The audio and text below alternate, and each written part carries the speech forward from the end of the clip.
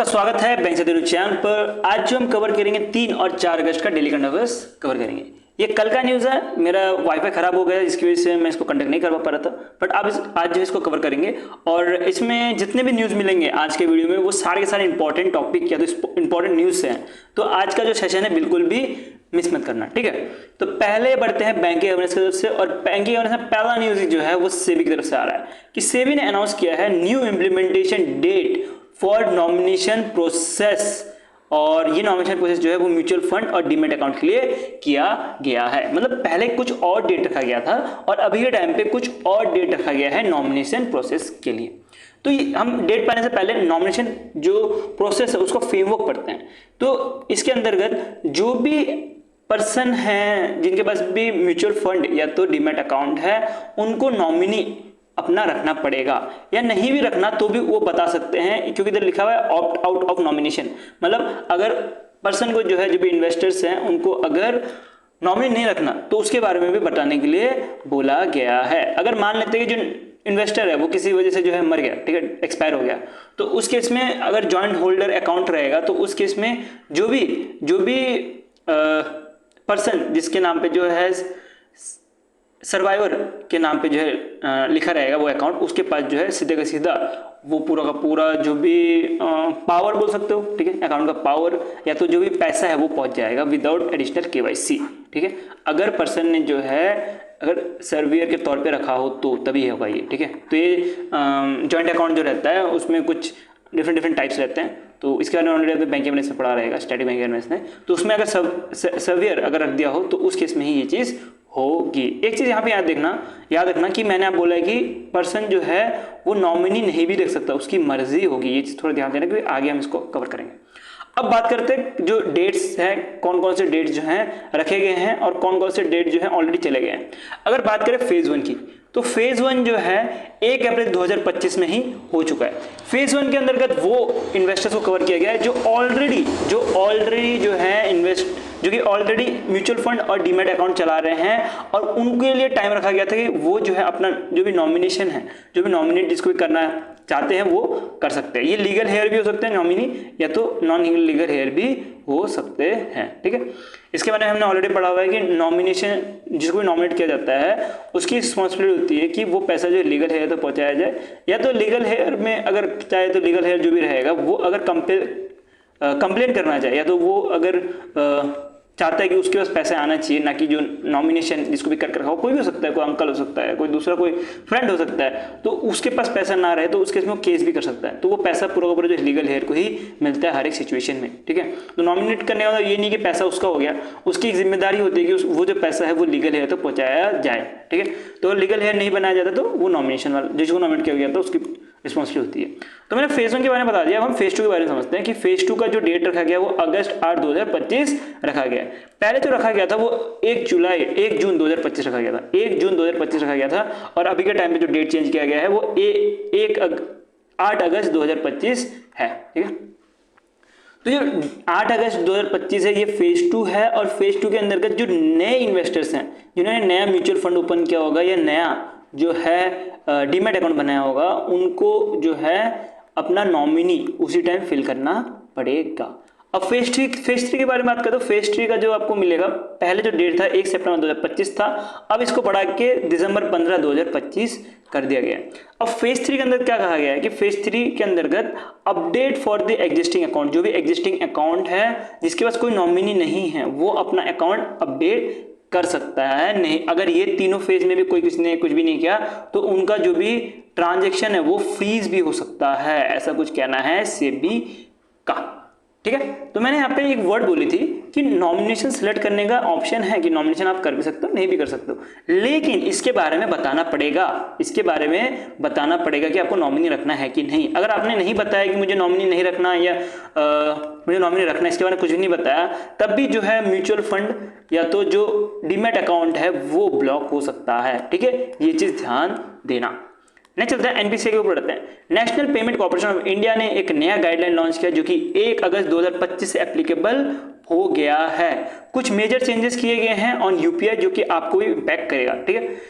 तो कुछ major changes कैसे, जैसे कि कैप करना बैलेंस इंक्वायरी पे, लिमिट करना है एपीआई पे, मतलब एप्लीकेशन प्रोग्रामिंग इंटरफेरेंस पे, उसके ट्रांजैक्शन स्टेटस। तो ये सबके साथ और भी कुछ चीजें हैं जहां पे जो है रिस्ट्रिक्शंस लगाई गई है, और ये सारा का सारा जो है एप्लीकेबल रहेगा bank, payment app, payment service provider जैसे कि जीपे, गूगल पे, फोन पे, पेटीएम, सबके लिए एप्लीकेबल रहने वाला है।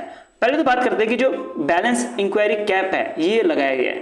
बैलेंस इंक्वायरी कैप के बारे में बात करें, इसका मतलब क्या हुआ कि आप जो है दिन में अब एक ऐप में जो है 50 बार जो है बैलेंस इंक्वायरी कर सकते हो।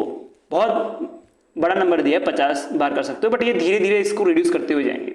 कारण सिंपल है, क्योंकि यूपीआई में जो है कंजेशन आ चुका है, इतने सारे लोग यूपीआई यूज कर रहे हैं, तो इसकी वजह से एनपीसीआई को भी जो है लिमिट लगाने की जरूरत पड़ गई है यूपीआई पे। उसके बाद बात करें कि बैकग्राउंड चेक और ऑटो चेक जो है अब नो लॉन्गर अलाउड। इसका मतलब क्या हुआ, बैकग्राउंड चेक और ऑटो चेक का मतलब क्या हुआ, इसके बारे में समझते हैं। अगर आप गूगल पे छोड़ के अगर मान लेते पेटीएम या फोन पे या डिफरेंट ऐप यूज करते हो, जहां पे आपका जो बैलेंस है वो साफ साफ दिखाया जा रहा है कि आपका जो है बैलेंस इतना बाकी है बैंक में, इसका मतलब क्या हुआ कि वो ऐप जो है आपका जो भी बैंक का डिटेल है या जो भी बैलेंस है वो ऑटो या तो बैकग्राउंड चेक करते हुए जा रहा है, ठीक है, तभी जो है वो दिखा पा रहा है। तो अब जो है ये चीज अलाउ नहीं है।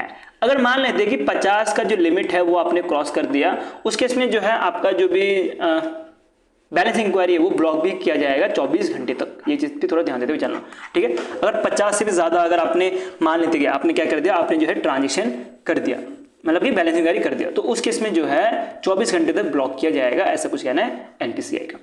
नेक्स्ट चलते हैं, नेक्स्ट आ रहा है लीस्ट अकाउंट एपीआई लिमिट। जो एपीआई लिमिट है, उस जो लिस्ट अकाउंट है उसमें कुछ एपीआई लिमिट्स लगा दिए गए हैं। अब देखो यार, एक एपीआई के बारे में थोड़ा सा एक्सप्लेन कर देता हूं, जो भी नॉन टेक बैकग्राउंड है उनको।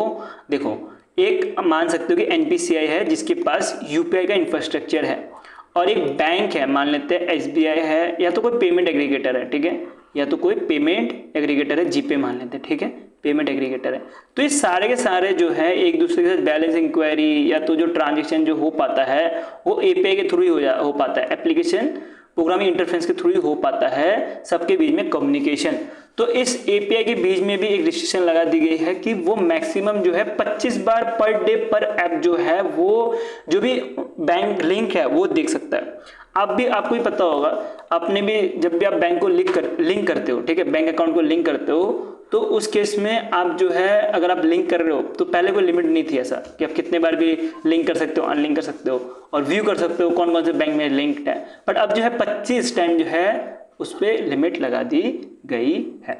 इवन बात करें कि यूजर कंसर्न के थ्रू ही जो है, अगर बात करते हैं कि लिंक अकाउंट, जो भी लिंक अकाउंट रहता है आपका, जो यूपीआई ऐप है उसमें आप बैंक को लिंक करते हो, तो उसका जो जितने भी बैंक जितने भी लिस्टेड रहते हैं उसमें से कोई ना कोई बैंक मान लेते हैं कि एक्सपायर हो गया, ठीक है, आपको कुछ टाइम बाद वापस से उसको अनेबल करना पड़ता है। तो अगर वो एक्सपायर हो गया तो उस केस में उसको वापस से रिट्राई करने के लिए जो है यूजर कंसेंट लेना पड़ेगा, ना कि ऑटोमेटिकली रिट्राई करने लगे। तो एक पॉपअप मैसेज देना पड़ेगा कि आपको जो है रिट्राई करना है क्या, इसको बैंक अकाउंट को जो भी आपका लिस्टेड है उसको रिट्राई करना है क्या, नहीं, तो वो अलाउ किया जाएगा। और उसके बाद अगर उसने कंसेंट दिया हाँ करना है, तब जगह जो है रिट्राई की जाएंगी। बोलना है कि जो पहले जो ऑटोमेटिकली होता था वो नहीं होगा अब, ठीक है। तीसरी चीज जो है वो मिलेगा आपको ट्रांजेक्शन स्टेटस। तो यहाँ पे भी कुछ चेंजेस किए गए हैं, जैसे कि मान लेते हैं कि आपने कहीं पे पैसा पे किया और आपका जो है ट्रांजेक्शन कंप्लीट नहीं हुआ, पेंडिंग दिखा रहा है, तो उस केस में आप मैक्सिमम जो है 3 बार ही देख सकते हो एक दिन में।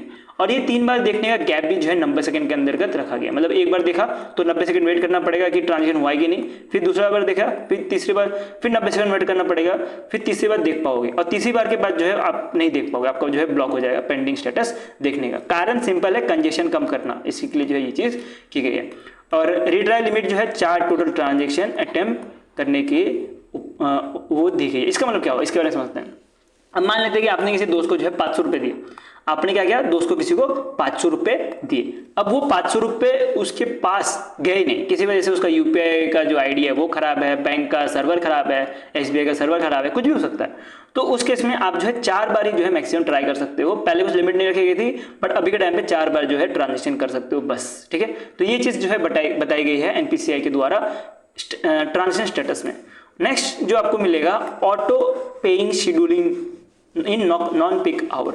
अगर ऑटो पे के बारे में बात करें तो यूपीआई ये फैसिलिटी देता है जिसके अंतर्गत आपका जो भी ट्रांजैक्शन है वो खुद ही खुद पे हो जाए। तो ये जो ऑटो पे वाला सर्विस है ये बोला गया है कि जो नॉन पीक आवर है वही पे होना चाहिए, जैसे कि 10 बजे से, सुबह के 10 बजे से पहले 1 से लेकर 5 बजे तक, मतलब 1 से लेकर 1 PM से लेकर 5 PM तक, और आफ्टर 9 PM, ये 3 तरह का टाइम लिमिट देकर रखा हुआ है जहाँ पे जो है ऑटो पे शेड्यूलिंग होनी चाहिए बैंक के द्वारा, अगर किसी को पेमेंट करना है तो, ठीक है। और बात करते हैं कि अगर बात करें कि अगर फेल हो गया, ठीक है, अगर पैसा नहीं हो, सर्वर डाउन है, कुछ भी कारण हो सकता है, तो फेल हो गया तो मैक्सिमम जो है 3 बार ही ट्राई किया जा सकता है, और इसका मतलब टोटल जो है 4 बार जो है ट्राई किया जा सकता है।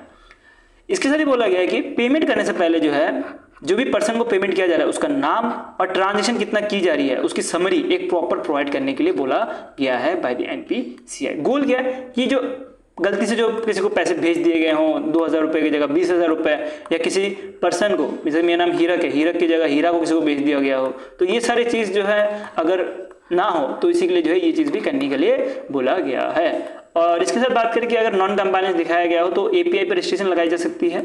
अगर एपीआई पर रजिस्ट्रेशन लग गई इसका मतलब क्या होगा कि जो एनपीसीआई और फिर जो बैंक या तो जो पेमेंट एग्रीगेटर है जो एक दूसरे के साथ कम्युनिकेट कर पा रहे हैं, ये पूरा का पूरा डिस्टर्ब हो जाएगा, मतलब वो काम नहीं करेगा, इवन फ्रीज भी क्या हो सकता है नया ऑनबोर्डिंग करने को, ठीक है। तो ये सारी चीज़ें हैं जो कि आपको एक ही जगह पे साथ साथ प्रोवाइड किया गया है, और डेफिनेटली कुछ कुछ चीज़ समझना मुश्किल है, मैं ट्राई करूंगा कि इसको पीडीएफ में वापस से अपडेट करके वीकली में प्रोवाइड करूँ, ठीक है। वीकली में इसको प्रोवाइड कर दूंगा आपको अच्छे से। और जैसे कि यहाँ पे आपको समझ नहीं आ रहा होगा कि ऑटो बैकग्राउंड चेक की क्या बात हो रही है, और यहाँ पे आपको समझ नहीं आ रहा होगा रिट्राई लिमिट की क्या बात हो रही है, तो ये सब मैं ट्राई करूंगा आपको समझाने की और शॉर्ट में, ठीक है। क्योंकि मैंने कल ये वीडियो बनाई नहीं थी, और जब मैं वीडियो बनाता हूँ तो फिर मैं कुछ और चीज़ें अपडेट करता हूँ पीडीएफ पे, और डेफिनेटली कल वीडियो नहीं बन पाई तो मुझे पीडीएफ जल्दी जल्दी प्रोवाइड करना पड़ गया, बट कोई बात नहीं, इसको मैं आपको वीकली में या तो नई तरह से आपको अपडेट कर दूंगा, ठीक है। नेक्स्ट चलते हैं नेशनल अफेयर्स पे। तो नेशनल अफेयर में जो आपको पहला न्यूज़ मिलेगा वो मिलेगा ministry of port shipping and waterway की तरफ से।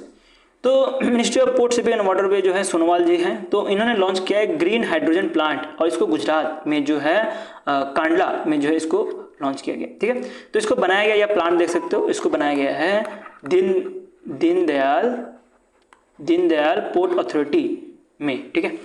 तो ये जो है एज अ पार्ट है नेशनल ग्रीन हाइड्रोजन मिशन के अंतर्गत, और इसमें आपको दिखेगा कि एल&टी जो है चेन्नई ने जो है इसको बनाया है, ठीक है। टोटल क्या प्लान है कि 1 मेगावाट जो है इसकी कैपेसिटी रहने वाली है, और ये ग्रीन हाइड्रोजन जो है स्टोर करने का काम करेगा, और ये इंडिया का पहला ऐसा है जो कि इंडिया जैसे जो है ग्रीन हाइड्रोजन प्लांट बना रहा है 1 मेगावाट का प्लांट, ठीक है। ये इंपॉर्टेंट है, ये ध्यान देते हुए चलना, क्योंकि इंडिया का पहला है। नहीं चलता है इसरो, और इसरो ने लॉन्च किया, वैसे तो इसरो और नासा ने मिलकर इसको लॉन्च किया है। नासा इसरो, एस का मतलब हो गया सिंथेटिक एपर्चर रडार सैटेलाइट, ठीक है। ये एक तरह का सैटेलाइट है जो कि अर्थ का जो है ऑब्जर्वेशन करेगा 24/7, ठीक है। तो ये अर्थ का ऑब्जर्वेशन करेगा, और ये इतना इंपॉर्टेंट क्यों है उसके बारे में हम समझते हैं। उससे पहले हम ये समझते हैं इसको लॉन्च कहाँ से किया गया था। इसको जो है श्री हरिकोटा, जो कि आपको मिलेगा Satish Dhawan air space centre के द्वारा जो इसको लॉन्च किया गया था। इसमें GSLV F-16 जो है यूज़ किया गया था इसको लॉन्च करने के लिए। आप देख सकते हो ये जो है ये पूरा का जो प्लांट दिख रहा है ना आपको, ये पूरा प्लांट जो है ये GSLV F-16 है, और ये जो रॉकेट है ये जो है कैरी करके लेके जाने वाला है सैटेलाइट। इसमें नासा और फिर इसरो दोनों मिलकर जो है इस सैटेलाइट को बनाया गया है। टोटल कॉस्टिंग की बात करें तो 1.5 बिलियन US डॉलर जो है टोटल इसकी कॉस्टिंग है, और 10 साल का जो है टोटल कोलैबोरेशन है, मतलब 10 साल तक इधर जो भी सैटेलाइट है उसका जो ऑपरेशन है उसमें काम करने वाले हैं। ये एक तरह से ऑर्बिट करने वाला है सन सिंक्रोनाइज ऑर्बिट, पोलर ऑर्बिट में, और टोटल 14 ऑर्बिट करेगा पर डे, हर दिन जो है 14 ऑर्बिट करेगा। मैक्सिमम 5 साल तक जो इसकी लाइफ स्पैन होने वाली है, ठीक है। अगर इस सैटेलाइट की स्पेशल बात करें तो ये वर्ल्ड का पहला dual frequency radar imaging satellite है, जिसके अंतर्गत जो है एल बैंड और एस बैंड यूज किया जाएगा। अब ये एल बैंड और एस बैंड क्या है उसके बारे में थोड़ा बहुत कुछ समझ लेते हैं। एल बैंड को जो बिल्ड किया गया है ये नासा के द्वारा बिल्ड किया गया है, जो कि लॉन्ग जो है इमेजिंग ले सकता है। लॉन्ग इमेजिंग का मतलब क्या हुआ कि जो क्लाउड है, क्लाउड को भी छीड़ के जो है इसका जो सैटेलाइट रहेगा देसी लैंग्वेज में बोले तो क्लाउड को जो है छीड़ के जो है ये अंदर तक जो है इमेजिंग ले सकता है। इवन बात करें फॉरेस्ट है, ठीक है, ये मान लेते हैं फॉरेस्ट है, तो फॉरेस्ट इतना घना होता है, उसके बाद भी जो है उसके अंदर तक जो है इमेज लिया जाएगा बाय यूजिंग एल बैंड। और बात करें एस बैंड, एस बैंड जो है शॉर्ट रेंज के लिए यूज किया जाता है, इसके इसका नाम एस रखा गया है। इसको जो है बिल्ड किया गया है बाय इसरो, इसरो के द्वारा इसको बिल्ड किया गया है। अब शॉर्ट रेंज का मतलब क्या हुआ, इसमें आप मान सकते हो कोई एक खेती है, बड़ी सी एग्रीकल्चर लैंड है, तो पूरे एग्रीकल्चर लैंड को कैप्चर कर सकता है, लेकिन उसके अंदर जो है अगर कैप्चर करना हो तो उस केस में जो है एल बैंड यूज किया जाएगा, जो कि नासा बिल्ड की है, ठीक है। तो एस बैंड और एल बैंड के बीच में आपको समझ आ गया होगा क्या डिफरेंस है। तो ये पूरा का पूरा अर्थ, लैंड और आइस सरफेस को जो है हर 12 दिन में जो है पूरा का पूरा स्कैन कर सकता है। इसमें एक पर्सन का नाम याद रखना है, एस घोष। एस घोष जो है कोलकाता से आते हैं और ये 30 साल के हैं। ये इंडिया का जो लिक्विड प्रोपल्शन ग्राउंड सिस्टम है जो कि इस रॉकेट के लिए इंपॉर्टेंट था, वो इन्होंने बनाया था। ये चीज़ थोड़ा ध्यान देते हुए चलना, ठीक है, ये इंपॉर्टेंट है। नहीं चलते हैं, ये सेम स्पेस का ही न्यूज़ पाकिस्तान की तरफ से आ रहा है। पाकिस्तान ने एक रिमोट सेंसिंग सैटेलाइट लॉन्च किया है और ये रिमोट सेंसिंग सैटेलाइट जो है चाइना के साथ मिलकर किया गया है, क्योंकि पाकिस्तान की खुद की औकात तो है नहीं कि लॉन्च करे, तो इसने चाइना की हेल्प ली और चाइना का ही लॉन्च साइट और चाइना का ही जो है रॉकेट यूज़ करते हुए इस मिसाइल को लॉन्च किया गया, ठीक है। इतना इंपॉर्टेंट है नहीं, ठीक है, क्योंकि लेसन बोर्ड में आता है कि पाकिस्तान का न्यूज़ है और एग्जामिनर जो है पाकिस्तान से खुद ही नफरत करता होगा, कुछ बड़ा कुछ कर दिया तो अच्छी बात है, अच्छा काम, बट इतना कुछ है नहीं, तो यहाँ से कुछ पूछने कम चांस है। बट एक चीज़ ध्यान देना कि इसको मैनेज किया गया था by Pakistan space and upper atmosphere research communication के द्वारा। ये चीज़ थोड़ा ध्यान देते हुए चलना, ठीक है। गरीब कंट्री है पाकिस्तान, गरीब कंट्री को चाइना की जरूरत पड़ेगी, बिना चाइना के तो पाकिस्तान कुछ नहीं कर सकती, इवन अगर बात करें स्पेस लॉन्चेस के ऊपर भी, ठीक है। नेक्स्ट चलता है फर्स्ट न्यूज़ के ऊपर बढ़ता है। तो इंडिया का पहला एसिड मैनेजमेंट कंपनी जिसको स्पेशलिस्ट इन्वेस्टमेंट फंड लॉन्च करने के लिए अलाउ कर दिया गया है, वो आपको मिलेगा quantum mutual fund. Quantum mutual fund का जो फंड का नाम है वो आपको मिलेगा quantum SIF equity long short fund, ये आपको नाम मिलने वाला है। इसके अंतर्गत ये जो है जो SIF लॉन्च किया जाएगा, ये गैप करेगा म्यूचुअल फंड और पोर्टफोलियो मैनेजमेंट सर्विस को। इसका मतलब क्या हुआ, म्यूचुअल फंड के बारे में बात करें तो म्यूचुअल फंड में कौन पैसा लगाता है, हम पैसा लगाते हैं, जैसे रिटेल इन्वेस्टर्स हो गए जिनके पास कम पैसा है, ठीक है, इतना कुछ ज़्यादा अमाउंट नहीं है, छोटे छोटे अमाउंट लगाते हैं, माने तो 5,000 लगा लिया, 10,000 लगा लिया, 1 लाख रुपए लगा लिया, ऐसे लगाते हैं। और दूसरा आता है एक PMS होता है पोर्टफोलियो मैनेजमेंट सर्विस। इसके अंदर का जो हाई नेटवर्थ रहते हैं, हाई नेटवर्थ इंडिविजुअल्स रहते हैं, जिनका पैसा मान सकते हो कि 25 लाख से ऊपर हो, वही जो है पैसे डाल सकते हैं। तो देख सकते हो कि एक तो जहाँ पे म्यूचुअल फंड है जो कि थोड़ा कम रिस्की है, इसमें ज़्यादा से ज़्यादा लोग डालते हैं पैसा और कम पैसा डालते हैं, और दूसरा PMS है जिसमें ज़्यादा रिस्क है लेकिन रिटर्न भी ज़्यादा है, और इसमें जो है हाई नेटवर्थ वाले लोग डालते हैं। लेकिन बीच में जो है ऐसा कुछ है नहीं, तो बीच में एक सिस्टम आता है जिसका नाम है SIF, मतलब क्या हुआ, स्पेशलाइज्ड इन्वेस्टमेंट फंड। तो यहाँ पे जो रिस्क भी थोड़ा सा कम होता है PMS से, लेकिन म्यूचुअल फंड से ज़्यादा रहता है, और रिटर्न भी जो है म्यूचुअल फंड से ज़्यादा रहता है और PMS से थोड़ा सा कम रहता है। तो ये पहली आपको मिलेगा क्वांटम जो है आपको मिलने वाली है, क्वांटम म्यूचुअल फंड जिन्होंने SIF जो है लॉन्च किया है, ठीक है। तो इसके अंतर्गत जो बाय कर सकते हैं उसके साथ जो है सेल भी कर सकते हैं, सेल कर सकते हैं, बाय भी कर सकते हैं ये फंड को। अगर बात करें मिनिमम इन्वेस्टमेंट, मैंने आपको बताया ना कि इन्वेस्टमेंट लिमिट बहुत ज़्यादा रहती है PMS की, तो ऐसे ही जो है इसके लिए भी जो SIF है थोड़ी सी इसमें कम की गई है कि 10 लाख रुपए पर इन्वेस्टर किए जा सकते हैं, PMS में 25 लाख रुपए होता है। और बात करें कि यूनिट जो है वो फ्रोजन हो जाएगा फॉर डेबिट, और रीबैलेंस जो विंडो है वो 30 दिन का दिया गया है, ये भी बात याद रख लेना, ठीक है। रीबैलेंस मैंने आपको ऑलरेडी अच्छे से पूरा समझाया गया, तो यहाँ पे हम इतना ज़्यादा जाते नहीं है। नॉन कंप्लायंस दिखाई जाएगी अगर ऑटो रिडेम्पशन होता है नेट एसेट वैल्यू पे। अगर बात करें म्यूचुअल फंड या तो स्टॉक की, तो यहाँ पे आपको यूनिट्स मिलेंगे, ठीक है, आपको यूनिट्स खरीदने होते हैं शेयर्स के, ठीक है, जो भी शेयर्स रहते हैं उसके यूनिट्स खरीदने होते हैं। कुछ मान लेते हैं कि 1000 यूनिट्स खरीद लिया आपने 100 रुपये में, ठीक है, तो यहाँ पे यूनिट्स के हिसाब से देखा जाता है और उस यूनिट को जो है NAV वैल्यू के तौर पर देखा जाता है, ठीक है। नेक्स्ट में बढ़ता है MU एंड कोलैब, ये आपको मिलेगा ITBP, Indo Tibetan border police force और फिर डिपार्टमेंट ऑफ बायोटेक्नोलॉजी, दोनों मिलके एक तरह से biomedical research and training centre खोले हैं। अब ये देख सकते हो ये जो इंफ्रास्ट्रक्चर है, ये जो बिल्डिंग है, ये प्रोवाइड की गई है डिपार्टमेंट ऑफ बायोटेक्नोलॉजी के द्वारा। और यहाँ पे देख सकते हो ये जो ऑफिसर बैठे हैं ये आईटीबीपी के ऑफिसर्स बैठे हैं, ठीक है। और ये जो है रिसर्च कर रहे हैं, किसके लिए रिसर्च कर रहे हैं? अगर बात करें आईटीबीपी की, आईटीबीपी क्या है? एक पैरामिलिट्री फोर्स है, पैरामिलिट्री फोर्स है। और इनका काम होता है निगरानी रखने का मोस्टली चाइना के लोकेशंस पे, जैसे कि नेपाल का बॉर्डर हो गया या अरुणाचल का बॉर्डर हो गया, वहां पे जो है ये मोस्टली तैनात रहते हैं। तो इनके हिसाब से जो फूड है वो बननी चाहिए, इनके हिसाब से जो मेडिकल इमरजेंसी की किट है वो बननी चाहिए, इनके हिसाब से जो मान सकते हो कि कैसे जो है ह्यूमन हाई एल्टीट्यूड में भी रह सकता है। अगर बात करें अरुणाचल, सियाचिन और नेपाल के पहाड़ बहुत हाई एल्टीट्यूड में है, तो वहां पे कैसे रह सकते हैं, तो वो सब ग्राउंड रियलिटी जो है इन्हीं को पता होगा, जो आईटीबीपी के ऑफिसर से जवान हैं इन्हीं को पता होगा। तो इन्हीं को जो है रिसर्च करने के लिए पूरा इंफ्रास्ट्रक्चर जो है दिया जा रहा है डिपार्टमेंट ऑफ बायोटेक्नोलॉजी के द्वारा, कि आप अपना रिसर्च करो कि आप जो है अपना कैसे जो है हाई एल्टीट्यूड में ह्यूमन एडॉप्टेशन हो सकता है, कैसे जो है आपको इमरजेंसी के समय जो बायोमेडिसिन या तो बायोमेडिकल डिवाइस चाहिए ये सब मिल सकता है। इसके साथ ही जो है आपको फूड टेक्नोलॉजी, इसका मतलब कैसे जो है आपको खाना ये सब मिले जिसके साथ न्यूट्रिशन भी रह पाओ हाई एल्टीट्यूड में। तो ये सारा चीज़ करने के लिए जो है डीपीटी ने जो है हेल्प किया गया है, ठीक है। तो यहाँ पे साफ साफ लिखा हुआ है कि आईटीबीपी को मेडिकल एक्सपर्टीज जो भी है वो प्रोवाइड की जाएंगी और उनको ग्राउंड रियलिटी पता है, तो वही जो है पूरा रिसर्च करने में हेल्प करेगा, ठीक है। और डीपीटी रिसर्च इंफ्रास्ट्रक्चर जो है पूरा का पूरा देने वाली है यहाँ पे। नेक्स्ट चलते हैं institute of chartered account of India, जो कि सीए कंडक्ट करवाती है, सीए का एग्जाम कंडक्ट करवाती है, ये टॉप इंस्टीट्यूट है, चार्टर्ड अकाउंट का एग्जाम कंडक्ट कराती है। इन्होंने पार्टनर किया 2 ऑर्गेनाइजेशन के साथ। एक आपको मिलेगा national stock exchange IFC limited, जो कि सब्सिडरी है नेशनल स्टॉक एक्सचेंज, जो कि गिफ्ट सिटी में बेस्ड है, ठीक है। दूसरा मिलेगा Indian venture and alternative capital association, तो दोनों के साथ पार्टनर करके रखा हुआ है। तो पहला जो आपको मिलेगा जो आईसीएआई और फिर एनएससी ने जो एमयू साइन किया गया है, ये इन्वेस्टर अवेयरनेस और ग्लोबल इन्वेस्टमेंट के लिए एमयू साइन किया गया है, कैपेसिटी जो सीए कैपेसिटी बिल्डिंग के लिए, ठीक है।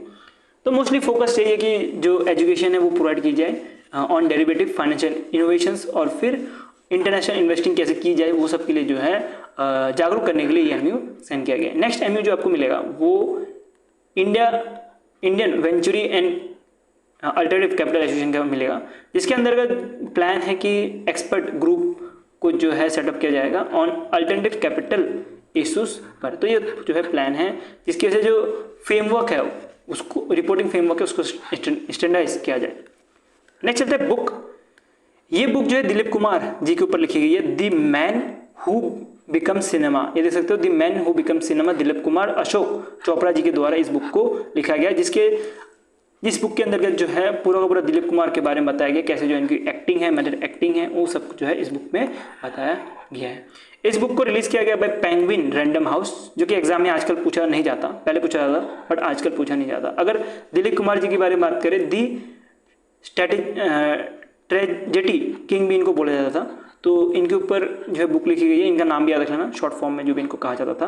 और क्या क्या अवार्ड दिया गया है, इनको पद्म भूषण दिया गया 1991 में, उसके साथ पाकिस्तान का हाईएस्ट सिविलियन अवार्ड भी दिया गया, ये भी याद रख लेना, ठीक है। और अवार्ड्स यहाँ से पूछने के चांस कम है, मोस्टली आपको ऑथर का नाम, बुक किसके लिए लिखा गया है और फिर कुछ पूछा जाता है, जैसे पर्सन का नाम, जैसे कि आप देख सकते हो इनको जो है किस हिसाब से बुलाया जाता है ये भी पूछा जा सकता है। तो ये सारी चीज़ थोड़ा ध्यान देते हुए चल रहा हूँ, ठीक है। ये चीज़ जो है हमारा डेली कंडक्ट खत्म होता है। ये शॉर्ट नोट्स हैं, शॉर्ट नोट्स आपको मिल जाएंगे पीडीएफ में, और पीडीएफ जो है आपको मिलेगा लिंक इन द डिस्क्रिप्शन में, और वो रहेगा टेलीग्राम ग्रुप में। इवन आप mappingoffice.com पे भी जा सकते हो, वहाँ पर भी जो है पीडीएफ ऑलरेडी अवेलेबल है। अगर आप वीडियो पहली बार देख रहे हो और अब तक आपने सब्सक्राइब नहीं किया तो सब्सक्राइब कर देना, और वीडियो अच्छा लगा तो लाइक कर देना। और वीडियो में अभी इतने रखते हैं, बाकी हम कल मिलते हैं एक नई क्लास के साथ।